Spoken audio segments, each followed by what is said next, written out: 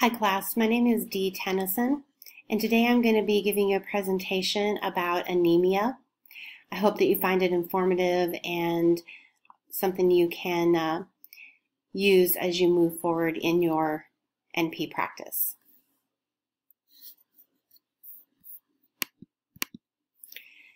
So anemia is a condition in which the patient does not have enough healthy red blood cells to carry adequate oxygen to the body's tissues. There's actually many different types or forms of anemia. Each of them have their own cause, treatment, and severity can range anywhere from mild to severe. Mild anemia actually may go unnoticed, but as the anemia worsens, the symptoms will arise. So the first one is thalassemia. Thalassemia is an inherited blood disorder in which the body makes an abnormal form of hemoglobin. This leads to excessive destruction of red blood cells and then leads to anemia. There's actually no cure for thalassemia. Types of thalassemia include alpha, which is actually more common in those people that live in Africa, in the Middle East, India, Southeast Africa, Southern China, and Mediterranean regions. And then the other type is called beta thalassemia. First, regarding alpha thalassemias, there is the alpha thalassemia silent carrier, where one gene is missing or damaged and the other three genes are normal. Oftentimes, blood tests for this will be normal, but you may notice that red blood cells are smaller than what they would normally be. And why it's called a silent carrier is because the patient shows no signs of disease, but the damaged gene can be passed on to the child. And alpha thalassemia silent carrier has no symptoms and is often confirmed by DNA testing. Alpha thalassemia carrier, in this type, there are two genes missing. There's often mild anemia, which then you can see the patient having mild fatigue or some exercise intolerance. Hemoglobin H disease. With this thalassemia, 3 genes are missing, leaving only 1 working gene. And with this type, you'll see a moderate to severe anemia. Symptoms may worsen as the patient moves along in their life with fever. Certain medications may worsen it, chemicals or infections. And oftentimes symptoms will be fatigue, exercise intolerance, enlarged spleen or liver, yellowish skin, and leg ulcers. Blood transfusions are often required for this type of thalassemia, and patients that have this are at greater risk of having a child with actually the alpha thalassemia major. And next is our alpha thalassemia major. With this one, all 4 genes are missing, causes severe anemia, and a baby with this will usually die before they're even born. Differential diagnoses for the alpha thalassemias are iron deficiency anemia, beta thalassemia, lead poisoning, vitamin B12 deficiency anemia. So for diagnosing, we want to be testing to see if they're a carrier. So some of the testing we'll do is a CBC, check the number, size, maturity of different blood cells, hemoglobin electrophoresis with A2 and F quantitation, and this will tell the practitioner what type of hemoglobin is present. FEP testing, which is free erythrocyte protoporphyrin, I'm not sure if I said that right, and ferritin to rule out for any iron deficiency anemias. In the pregnant woman, the baby is diagnosed using CVS or amniocentesis sample, and a DNA test is used to make the diagnosis of alpha thalassemia. Treatment for alpha thalassemias include daily doses of folic acid, blood transfusions as needed, splenectomy, medicines to reduce iron from the body, and they're called iron chelation therapy, and avoidance of certain oxidant drugs in hemoglobin H disease. The next thalassemia I'd like to touch on is called beta thalassemia. Beta thalassemia is caused by damaged or missing genes. And there's the beta thalassemia major, also known as Cooley's anemia. With that, there's 2 damaged genes. It's the most severe form, and these people need frequent blood transfusions. Beta thalassemia minor or thalassemia trait. There is 1 gene that is damaged. There's often less severe anemia. And with the thalassemia minima, there's actually few or no symptoms at all. With thalassemia intermedia, there's moderate amount of anemia.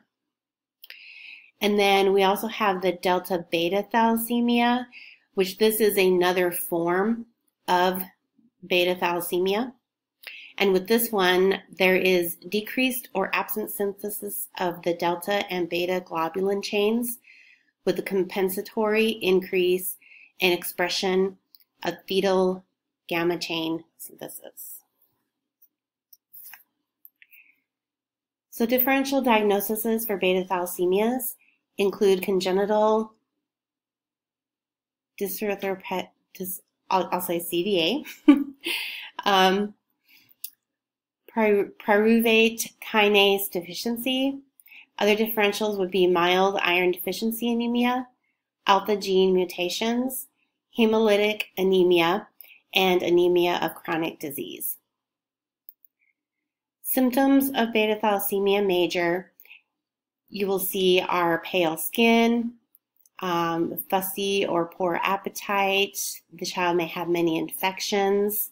And as the disease progresses, you'll see slowed growth, abdominal swelling, and jaundice. As I stated, with the thalassemia minima, you often see no symptoms at all. And with the intermedia, they'll have fatigue, pale skin, slowed or delayed growth, weak bones, and enlarged spleens. Beta thalassemia diagnosing. The beta thalassemias are often found in Greek, Italian, African, and Asian origins. And the diagnosis is usually made between the age of 6 to 12 years. We're going to be doing a CBC, hemoglobin electrophoresis with hemoglobin F and A2 quantitation. We want to differentiate the types of hemoglobin that are in the blood. And then again, we can take a CVS, the chorionic villus sampling, or amniocentesis to check to see if the child has beta thalassemia. Treatment includes regular blood transfusions, again the iron chelation therapy, where we're reducing extra iron from the blood, from the body, splenectomy, daily folic acid, cholecystectomy, regular checks of heart and liver function, genetic tests, and bone marrow transplant. One thing of note is we definitely do not want to give patients with this disease any iron supplements. They do not need more iron for sure. Iron deficiency anemia.